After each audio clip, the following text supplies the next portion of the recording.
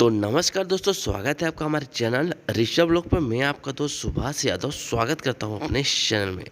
जी हां दोस्तों, जैसा कि आपको पता है कि खेसारी लाल यादव और उनके पूरे टीम और साथ में फैमिली इन दिनों लंदन गए हुए हैं किसी फिल्म का शूटिंग करने के लिए।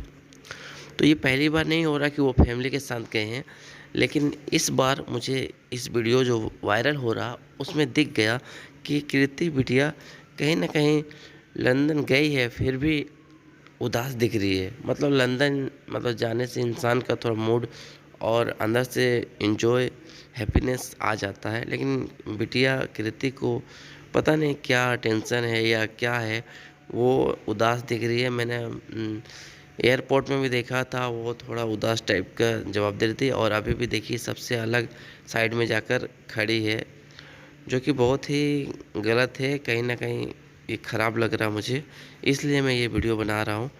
और आप लोगों से रिक्वेस्ट है कि प्लीज़ खेसारी लाल यादव भैया को इस वीडियो को शेयर करें ज़्यादा से ज़्यादा, कि वो अपने फैमिली को ज़्यादा से अच्छा से समझ सके, क्योंकि उतना दूर गए हैं और फैमिली में थोड़ा सा कुछ भी हो तो ठीक नहीं लगता। देखिए यहाँ से भी कृति बिटिया तुरंत साइड हट गई। वीडियो अच्छे लगे तो वीडियो को लाइक शेयर ज़रूर करिएगा, और मिलते हैं अगले वीडियो में। जय हिंद, जय बिहार।